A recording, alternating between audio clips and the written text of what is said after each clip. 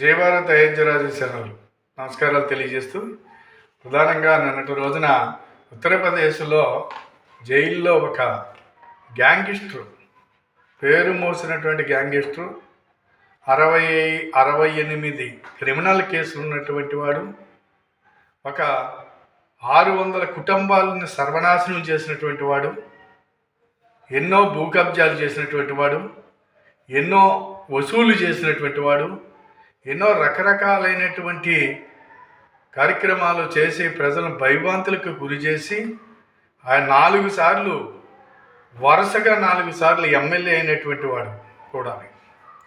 ఇది అటువంటి ముఖ్తార్ అన్సారీ అనేటువంటి ఒక వ్యక్తి ఉత్తరప్రదేశ్లో 2023లో అతను చేసినటువంటి ఒక 2005లో బీజేపీ ఎమ్మెల్యే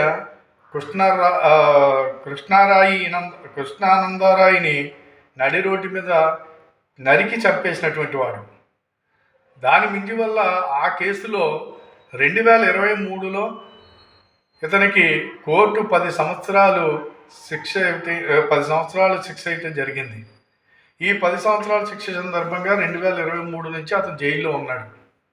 అంతకుముందు 1978 నుంచి 1978లో ఈ ఫస్ట్ ముద్దాయి అన్నమాట. అక్కడి నుంచి కూడా ఇతన్ని పట్టుకుని ఎలాంటి శిక్షలు కానీ లేవు. దాదాగా ఇష్టం వచ్చినట్టు రాజ్యం వెళ్ళాడనమాట. ఎదురు తిరిగిన వాడిని చంపేశాడు, భూ కబ్జాలు చేశాడు. ఇంక ఇష్టం ఒక రాక్షసుడిగా ఇతని ప్రవర్తన అంతా చేయటం జరిగింది. అయితే ఈ సందర్భంగా ఇతను ఏం చేశాడంటే నిన్నటి రోజున ఆ జైల్లో గుండెపోటు వచ్చి చచ్చిపోయాడు. గుండెపోటు వచ్చి చచ్చిపోయిన తర్వాత ఇప్పుడు దీని గొడవ ఏంటంటే ఇసుమిచ్చి ఇచ్చి చంపేశారు జైల్లోని. అతని మీద ఒక ప్రత్యేక జడ్జి, స్పెషల్ జడ్జి తోటి ఒక కమిటీ వేసి విచారణ చేయించాలి అని చెప్పేసి కుటుంబ సభ్యులు, అలాగే ఇక్కడ హైదరాబాద్లో ఉన్నటువంటి ఒక రాక్షసుడు ఉన్నాడు కదా ఓవైసీ, అలాగే అక్కడ ఉన్నటువంటి అఖిలేష్ యాదవ్ అక్కడ ముఖ్యమంత్రిగా ఎలగబెట్టాడు. ఈ గ్యాంగ్స్టర్లందరినీ తయారు చేసినాడు కూడా వాడు కూడా అక్కడ మామూలుగా సిట్టింగ్ జడ్జి తోటి విచారణ జరిపించాలని చెప్పేసి వీళ్ళందరూ మాట్లాడుతున్నారు. సరే, వీళ్ళందరికీ మనం చెప్పవలసినటువంటిది ఒకటి ఉంది. ప్రజలందరినీ ప్రజలందరూ ఒకసారి ఆలోచించుకోవాల్సినటువంటి అవసరం ఉంది. మరి వీడు చేసిన కార్యక్రమాలకి ఏ రకమైనటువంటి విచారణలు జరిపి వీడిని జైలుకి పంపారు, ఏ రకమైన విచారణలు జరిపి వీడు చేసిన తప్పులకి శిక్షలు వేయించారో ఒకసారి ఈ నాయకులు ఇప్పుడు మాట్లాడేవాళ్ళు నాకు చెప్పాలి అని ప్రజలు కూడా అడుగుతున్నారు. దీనికి సమాధానం చెప్పమని. అంతే కాబట్టి వరుసగా ఈ రకమైనటువంటి పైరువీలు చేసుకుంటూ 4 ఎమ్మెల్యేగా వరుసగా నెగ్గేశాడు. సరే, 2023లో ఇతనికి శిక్ష పడింది. 2005లో ఈ బీజేపీ ఎమ్మెల్యే అయినటువంటి కృష్ణానందరాయిని నడి రోడ్డు మీద చంపిన తర్వాత ఆ కేసు విచారణలో ఆ కేసు తీర్పులో 2023లో వీడికి శిక్ష పడటం జరిగింది.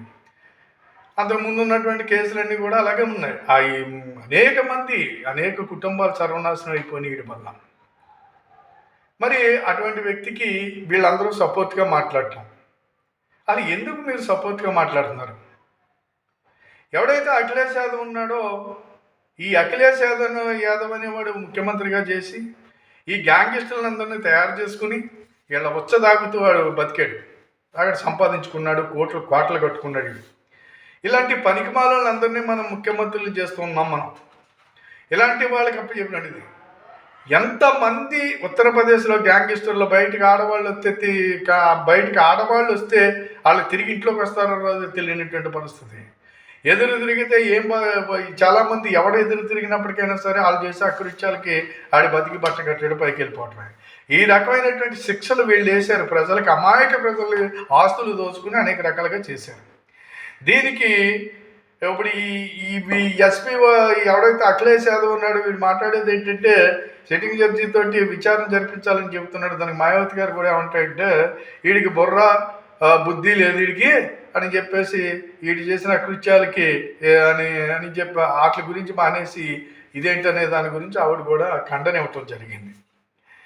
పోతే నేను అడిగి ఈ రకమైనటువంటి కార్యక్రమంలో వాడిని బయటికి తీసుకురావటం, ఇప్పుడు ఈ టైపు మామూలుగా అతగాడు అలాంటి వాడు చచ్చిపోయేటప్పటికి గ్యాంగిస్టర్ చచ్చిపోయేటప్పటికి గ్యాంగిస్టర్ వెనకాల ఉత్తదాగిన వాళ్ళు అందరూ ఉంటారు కదా, వాళ్ళందరూ రోడ్డు మీదకి రావటం, గందరగోళం చేయటం, 144 సెక్షన్ పెట్టి అక్కడ మామూలుగా ప్రభుత్వం వాళ్ళకి సంబంధించినటువంటి చర్యలన్నీ తీసుకుంటుంది.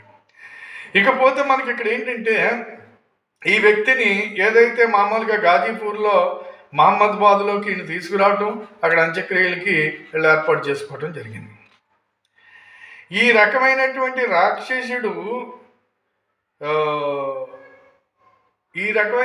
రాక్షసుడు ఇన్ని కేసులు, క్రిమినల్ కేసులు, 68 క్రిమినల్ కేసులు, 600 కుటుంబాలను నాశనం చేసిన వాడు, ఈ రకంగా అనేక రకమైన ఆస్తులు దోచుకున్న వాడికి ఏ రకమైన శిక్ష ఇవ్వాలి మనం అనేది ప్రజలు ఆలోచించాలి. అది మానేసి ఇంకా తనని చచ్చిపోతే విషం ఇచ్చి చంపారు, అది ఇచ్చి చంపారు, ఇది ఇచ్చి చంపారు అని మాట్లాడే మాటలు మాత్రం చాలా చిరాగ్గా ఉంటాయి. ఇలాంటి మాటలు మాట్లాడటం బాధ్యత కలిగినటువంటి వాళ్ళకి అసలు ఏమాత్రం కూడా మంచిది కాదని చెప్పి ఈ సందర్భంగా నేను తెలియజేస్తున్నాను. ఇకపోతే ఇంకొక విషయం, ఇటీవల ఉత్తరప్రదేశ్లో ఇద్దరు చిన్నపిల్లల్ని బ్లేడుతోటి పీకిలు కోసి చంపేసినటువంటి ఒక సంఘటన జరిగింది. దానికి అది మామూలుగా ఎన్కౌంటర్లో అందులో అన్నదమ్ములు ఇద్దరు కలిసి చేశారు. ఎన్కౌంటర్లో ఒకడు ఎన్కౌంటర్ చేయబడ్డాడు.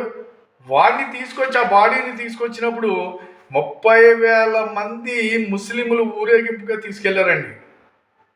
ఇక్కడ నేను ఎందుకు చెప్తున్నానంటే హిందువులందరికీ నేను చెప్పవలసిన హెచ్చరిక ఇది. కానీ అక్కడ చట్టి పిల్లల్ని కోల్పోయినటువంటి ఆ తల్లిదండ్రులకి అక్కడికి 100లో కూడా వాళ్ళ దగ్గరికి సపోర్ట్గా నిలబడలేదనేది ఇది చూసాం.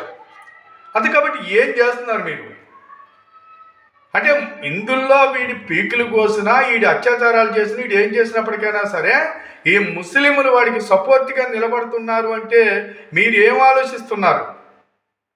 మరి మీరు పెంచి పోషించడమే కదా ఇలాంటి ఉగ్రవాదుల్ని, తీవ్రవాదుల్ని, ఇలాంటి మోకనందరినీ కూడా. ఈ రాక్షస మోకం తయారు చేసేటువంటి వాళ్ళు ముస్లింలే అని చెప్పేసి ఈ ముస్లింలు ఖచ్చితంగా దీనికి సమాధానం చెప్పవలసినటువంటి అవసరం ఉంది. మీలో నుంచి ఇలాంటి రాక్షసులను ఎందుకు పుట్టిస్తున్నారు, ఎందుకు తయారు చేస్తున్నారు అనేది మేము అడిగేటువంటి క్వశ్చన్. పోతే ఆ చంటి పిల్లలు చచ్చిపోయినటువంటి వాళ్ళకి చంపేసినంత అన్యాయంగా ఆ పిల్లల పీకలకు వస్తే వాళ్ళకి అక్కడ కనీసం 100లో కూడా వాళ్ళకి సపోర్ట్గా నిలబడినటువంటి హిందూ సమాజాన్ని కూడా నేను అడుగుతున్నాను. మరి మీరేం చేస్తున్నారు? అంతే కాబట్టి ఒకసారి ఆలోచించుకోండి, ఇది కరెక్టేనా? ఆయన 30,000 మంది ఊరేగింపుగా తీసుకెళ్ళటం ఎంత దౌడుపాకి తీసుకెళ్తున్నారంటే ఆయన హీరోని చేస్తున్నారా వీళ్ళు? అంటే మీలోంచి తప్పులు చేసి ముస్లిం సోదరులు నేను ఏమడుగుతున్నాను, మీలో తప్పులు చేసినటువంటి వాడిని ఒక హీరోగా మీరు తీసుకెళ్తున్నారు అంటే మీరు తయారు చేసినట్టే కదా, ఇందులో ఎలాంటి సందేహం లేదు కదా. పోతే హిందువుల్ని నేను అడుగుతున్నాను, ఇలాంటి వాళ్ళందరూ తయారు కావటానికి మన దగ్గర ఉన్నటువంటి అనైక్యత కారణం, మనలో ఉన్నటువంటి కులాల వారిగా ఇడిపోయి మనల్ని మనం బలహీనపరచుకోవటం. అంతే కాబట్టి హిందూ సమాజము మేల్కోవాలి, హిందువుగా జీవించాలి, హిందువుగా గర్వించాలి, హిందువునని గర్వించు అనే పద్ధతిలో సమయం వచ్చినప్పుడు ఇలాంటి రాక్షసులు ఉన్నప్పుడు యావత్తు హిందూ సమాజం ఒక తాటి మీదకి వచ్చి వాళ్ళని బుద్ధి చెప్పవలసినటువంటి అవసరం ఉంది. ఎక్కడో పోలీసులు వీళ్ళు కాదు, వాళ్ళు వచ్చేదాకా ఇక్కడ వీళ్ళు చేసే పనులు మానరు. మీరందరూ ఐక్యతతోటి వీళ్ళని పాతేయాలి, ఈ రాక్షసంతం మనం చేయాలి. అందుకని ఆ రకంగా హిందూ సమాజం చైతన్యం అవుతారని కోరుతూ ఈ వీడియో 10 మందికి షేర్ చేయండి, మీకు షేర్ చేయండి, సబ్స్క్రైబ్ చేయండి అని చెప్పేసి కోరుతూ మీ అందరి దగ్గర సెలవు తీసుకుంటున్నాను. ఆలోచన చేయమని ఆశిస్తూ సెలవు తీసుకుంటున్నాను. జై భారత్, జై హింద్.